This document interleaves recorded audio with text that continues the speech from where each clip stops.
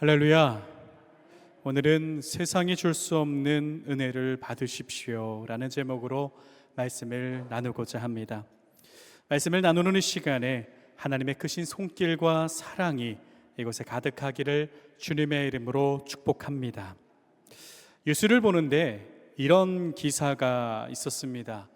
명품 대신 듀프 쇼핑이라는 타이틀의 기사였습니다. 뉴스의 내용을 보면 최근 젊은 세대에서 값이 나가는 명품을 대신해서 저렴한 대체품을 찾는다라는 내용의 쇼핑 문화가 확산되고 있다라는 내용이었습니다. 명품이 아니라 명품에 비슷한 저렴한 물건을 찾아서 대체로 만족을 한다라는 겁니다. 저도 요즘에 쇼핑을 생각을 해보니까 어떤 물건을 산다고 했을 때 가장 먼저 떠올리는 곳이 있었습니다. 예전에는 마트를 보통 떠올렸죠. 큰 대형마트를 가면 물건이 다 있어요. 그러나 지금은 뭐가 필요하지라고 딱 생각을 했을 때 한 가지가 딱 떠오릅니다. 어디죠? 다이소. 그죠? 다이소. 보통 다이소를 많이 떠오릅니다. 우리 교회가 다세권이라 그래요. 다이소가 가까이 있다. 그래서 역세권 이런 거 다 필요 없고 다이소가 저기 앞에 있거든요. 너무 가깝다고 다들 좋아하더라고요. 부러워하고. 저희 아이들도 장난감 가게보다 좋아하는 곳이 다이소입니다. 5,000원이면 모든 것을 다 살 수 있거든요. 심지어는 5,000원이면 5개도 살 수가 있어요. 그래서 참 정말로 이렇게 비싼 장난감보다 이렇게 싼 거를 많이 갖기도 하고 이렇게 좋아하는 거구나라는 것을 참 많이 모습을 보게 됩니다. 이러한 듀프 쇼핑 문화, 저는 이제 예로 그렇게 들었지만 여행을 비롯해서 삶의 전반적으로 이러한 문화는 영향을 끼치고 있습니다. 그렇다면 왜 이러한 듀프라는 문화가, 대체품을 찾는 문화가 발전을 하게 되었을까요? 듀프 쇼핑은 겉으로 보기에는 합리적인 쇼핑처럼 보입니다. 그러나 그 이면에는 현대 사회가 사람들에게 진정한 만족을 주지 못하고 있다라는 현실이 자리 잡고 있습니다. 삶에서 내가 가진 것에서 만족을 느끼지 못하기 때문에 다른 상품이 아니라 명품에 비슷한 대체품을 찾아서라도 그 결핍을 채우려 한다라는 겁니다. 즉 진짜가 아니더라도 그와 같은 것, 그것을 통해서 만족을 얻으려는 그 마음이 듀프 문화의 배경이자 더 나은 것에 대한 갈망, 소유를 통한 만족의 대체, 그것이 그 듀프 열풍이 주는 모습의 단면이라 할 수 있습니다. 그러면 여러분은 어떠하십니까? 여러분은 어떻습니까? 이 질문을 함께 나누고 싶어요. 여러분은 지금의 삶에 만족하고 계십니까?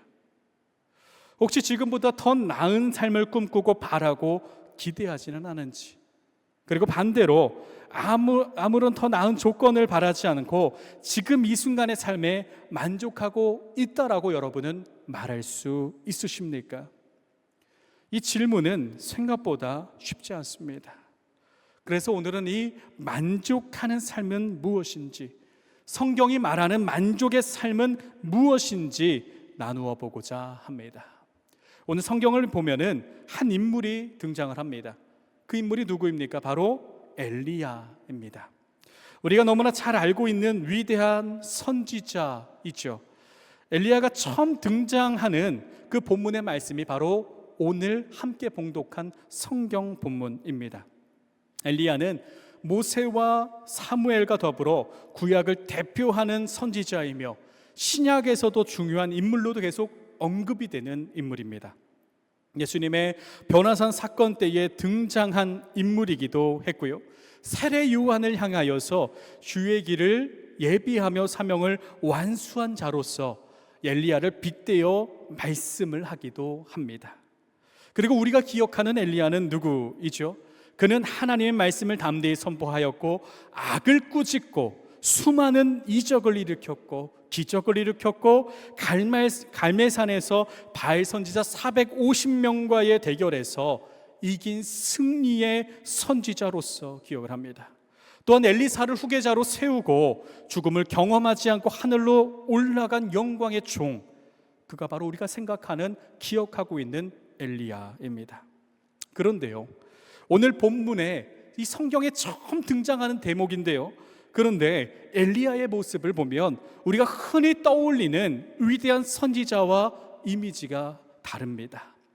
사사기 시대에서도요, 사사들을 세울 때에 하나님께서 직접 부르셨습니다. 기도원을 세울 때도 이적을 보이셨고요, 또한 말씀으로 주셨고요, 예언을 하셨습니다. 그러나 오늘 엘리야가 등장하는 그 모습을 보면은 고립되고 외로운 모습이 먼저 보입니다. 그의 사역은 비참하고도 혹독한 현실에서 시작이 되었다라는 것입니다. 먼저 엘리야가 등장한 당시 시대적 배경을 보면요, 이 시기는 이스라엘이 남유다와 북이스라엘로 나눠져 분열된 이후의 시대입니다.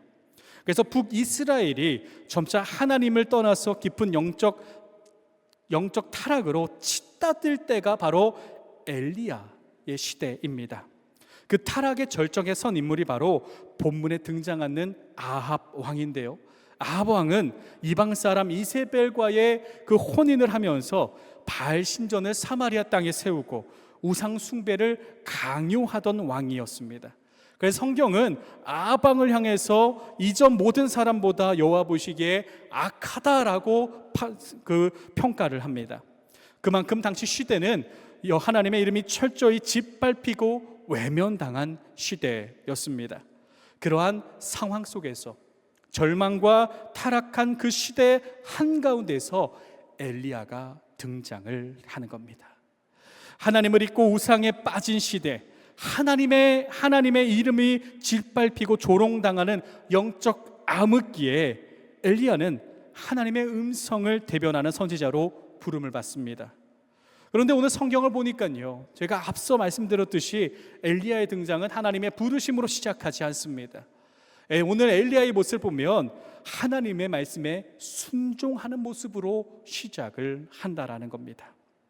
그의 모습을 열왕기상 17장 1절, 오늘 첫 엘리야가 등장하는 대목에 이렇게 기록합니다.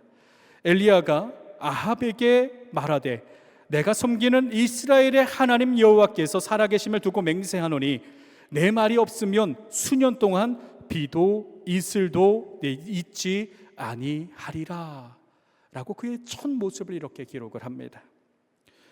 어떠한 다른 수식어나 어떠한 설명이 아니라 그 악을 저지르는 아합 왕에게 가서 내가 맹세하노니, 살아계신 하나님을 두고 맹세하노니 내 말이 있지 않고는 이곳에 가뭄이 있을 것이다라는 그 하나님의 말씀을 선포함으로 시작을 한다라는 겁니다. 그러나 이 순종의 모습은요, 위대해 보이지만 사람의 눈으로 볼 때 이 순종은 너무나 위험하고 무모한 선택이라 할 수 있습니다. 왜냐하면 하늘 높은 줄 모르고 교만해진 아합 왕 앞에서 단호하게 하나님의 심판의 말씀을 선포하기 때문입니다. 어떻게 보면은 아합 왕에게 있어서 엘리야는 자신에게 저주를 퍼붓는다라고 느끼고 엘리야를 처단할 수도 있었고 엘리야를 어떻게 감옥에 가둘 수도 있었습니다. 왜냐하면 엘리야는 그 당시 아무런 이름이 없는 사람이기 때문입니다. 그러나 그럼에도 엘리야는 하나님 말씀의 길을 선포합니다. 그러면 우리는 이 다음의 내용을 어떻게 생각을 해야 할까요? 하나님 말씀을 선포한 엘리야, 그럼 우리는 보통 이제 엘리야가 아합을 향한 하나님의 말씀을, 심판을 선포했으니까 그 다음은 아합을 심판하고 그리고 엘리야를 통하여서 이스라엘을 다시 세우는 그 내용을 우리는 기대하지 않겠습니까?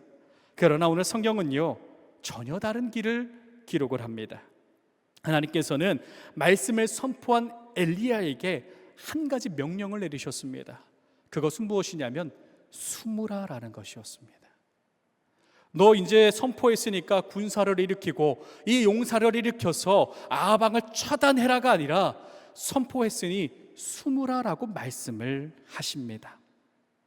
그래서 하나님은요, 엘리야를 그리 시냇가로 인도하시며 숨게 하십니다. 그리 시냇가, 인간적으로 보면 철저한 은둔과 도피의 장소였습니다. 선포의 자리도 명예도 인정도 없이 고독하게 숨어 지내는 곳이었다라는 겁니다. 여러분, 이 상황 어떨까요? 하나님 말씀을 선포했는데, 내가 하나님 말씀에 순종했는데 왜 이런 외로운 자리로 보내시는가 하면서 불평하지 않겠습니까? 그럴 수밖에 없지요. 엘리야가 이제는 승리로 나아가야 되는데 이제는 숨고 도피를 하라고 하시니까 그럴 수밖에 없습니다.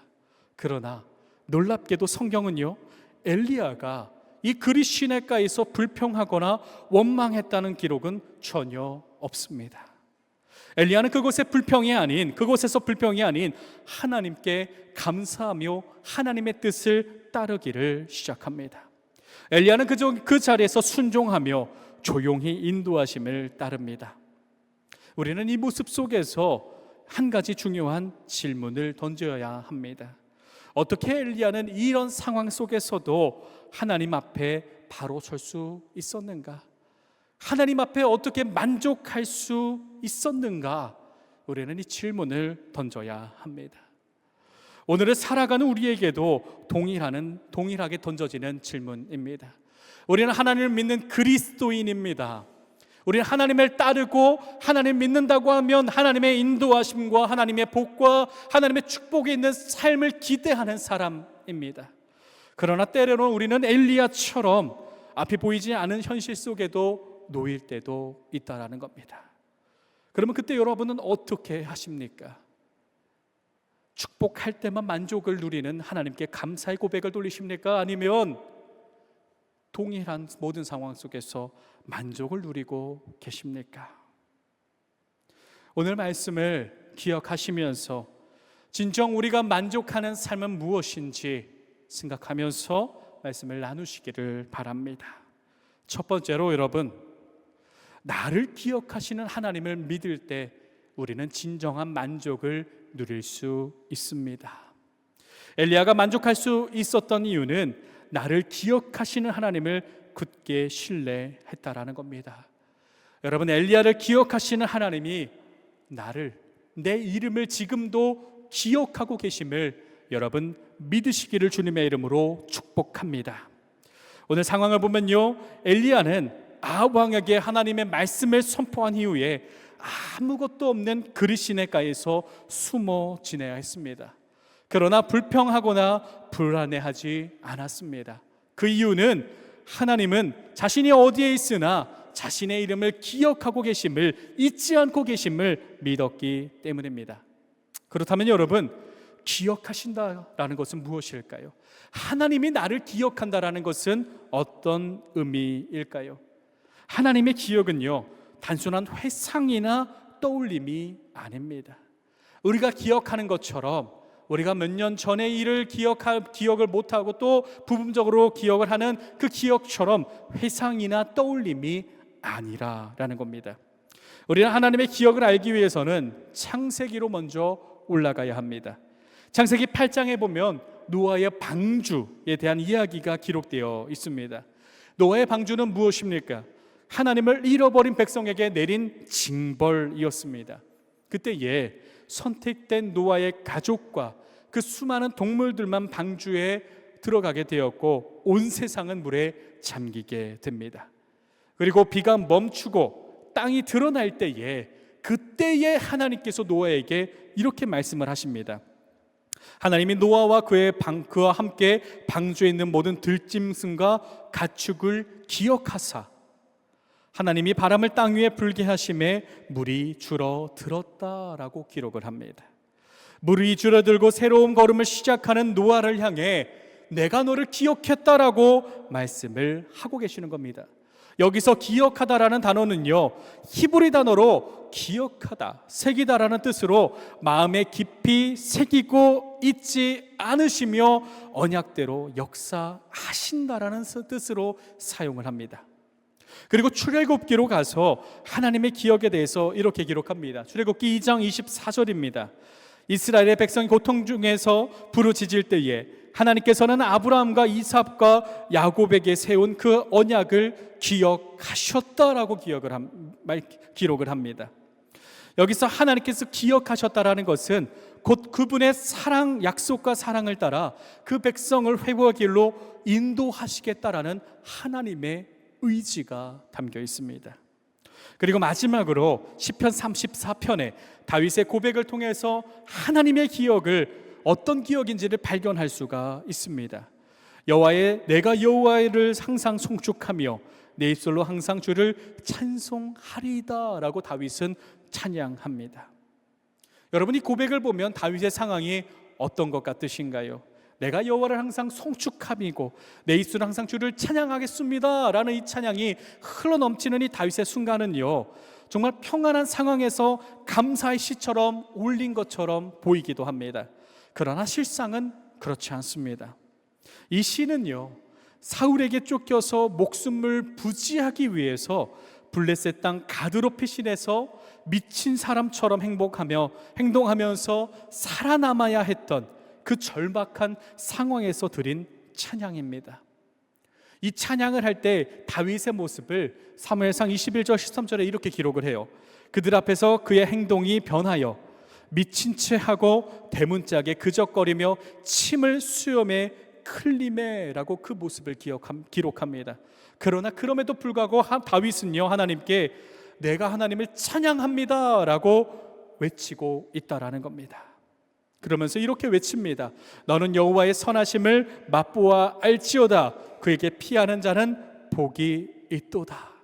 다윗이 이렇게 고백할 수 있었던 이유는요, 언제나 하나님께서 자신을 기억하셨다라는 확신에서 비롯되어 고백입니다. 다윗은 아무것도 할 수 없는 처지에서 하나님께서 자신을 잊지 않으셨다라는 사실을 뼛속같이 경험을 한 것입니다. 하나님의 기억은요, 세 번째로는 하나님의 이루심이라는 사실을 여러분 마음에 새기시기를 바랍니다. 그렇다면 창세기에서 출애굽기에서 시편에서 말하는 하나님의 기억은 무엇입니까? 그것은 하나님의 행하심이며 우리를 향한 위대한 은혜의 시작입니다. 하나님의 기억은 멈춰 있는 개념이 아니라 신실한 사랑 안에서 우리를 잊지 않으시고 반드시 일하시겠다라는 하나님의 선언임을 여러분 믿으시기를 바랍니다. 하나님의 기억은요, 창세기의 언약이자 하나님의 의지이자 실제적 이루심입니다. 하나님은 그 기억을 잊지 않는 사랑으로 우리에게 주시며 영원까지 이어지는 하나님의 은혜로 우리에게 부어주신다라는 사실을 마음에 새기시길 바랍니다. 그리고 나아가 엘리야를 기억하신 하나님, 다윗을 기억하신 하나님께서 지금 이 순간 저와 여러분의 이름을 기억하고 계심을 믿으시기를 주님의 이름으로 축복합니다. 하나님께서 내 이름을 기억하신다라는 겁니다. 김용기 내 이름을, 이곳에는 여러분 이름을 기억하고 계심을 믿으시기를 바랍니다. 눈에 보이는 현실이 아무리 막막해도 나를 기억하시는 하나님을 믿는 순간 우리는 세상이 줄 수 없는 은혜의 출발점에 서게 되는 것입니다. 팀 켈러 목사님은 탕부 하나님이라는 책에서 이렇게 말합니다. 우리는 그분의 사랑을 믿기만 하는 것이 아니라 그 사랑의 실체와 아름다움과 위력을 느낄 수 있습니다. 그분의 사랑은 어느 누구의 사랑보다도 더 절절합니다. 그 사랑이 당신에게 기쁨과 활력과 위로를 줄 수 있고 다른 무엇과도 다르게 당신을 일으켜 세우고 두려움에서 해방시키실 것입니다. 하나님께서 나를 기억하신다라는 사실 하나만으로도 우리는 세상을 살아갈 수가 있습니다.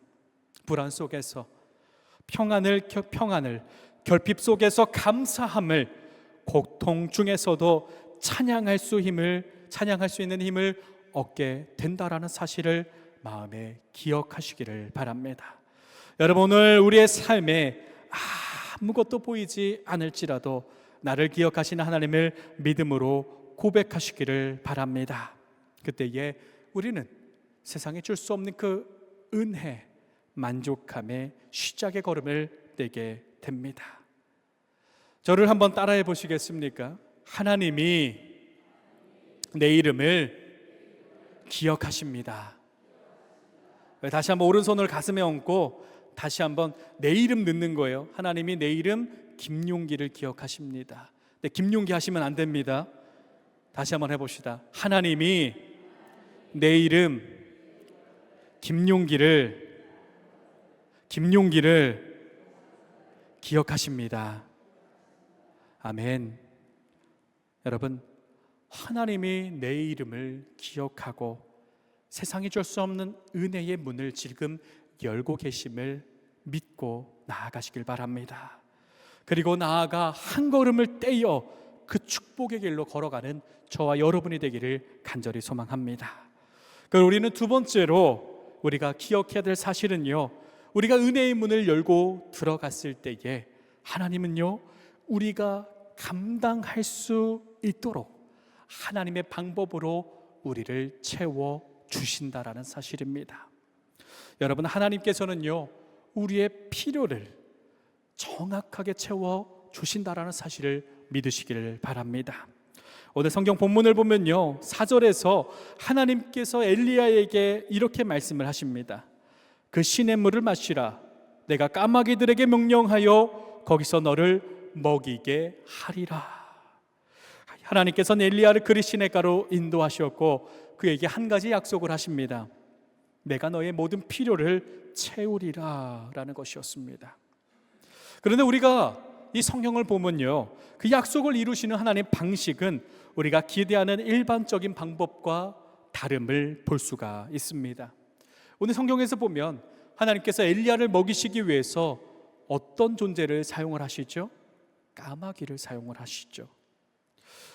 이 까마귀를 사용하신다는 것이 우리가 뭐가 이상하지라고 생각을 할 수가 있습니다.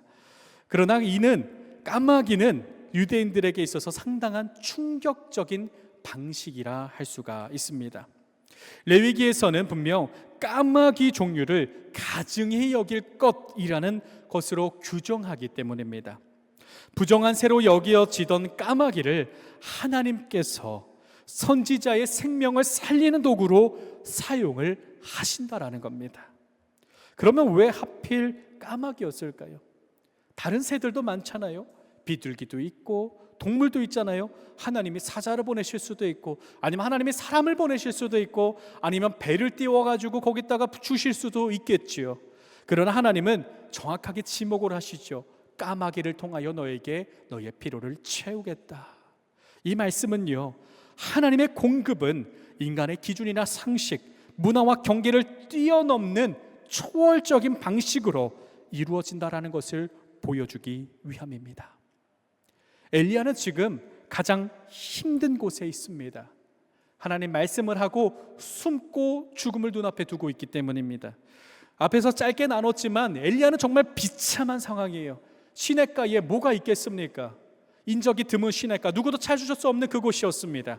그러나 엘리야에게 하나님께서 내가 너의 필요를 채우겠다, 그런 그에게 너에게 딱 필요한 떡과 물과 너가 필요한 모든 건강까지도 내가 주겠다라고 불안정하고 불안해 보이는 그 상황 속에서 말씀하고 계신다라는 겁니다.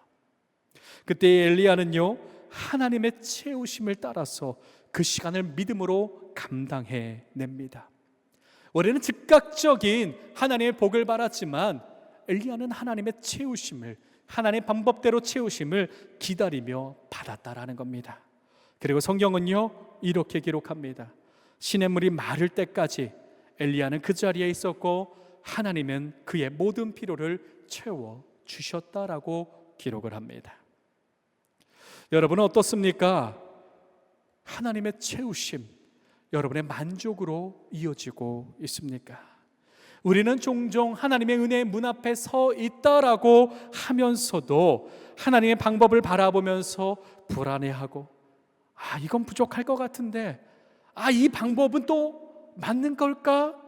라는 생각으로 하나님의 방식에 제한을 두고 하나님의 방식을 판단하고 하나님의 방식을 내 생각으로 여기고 있을 때가 있습니다.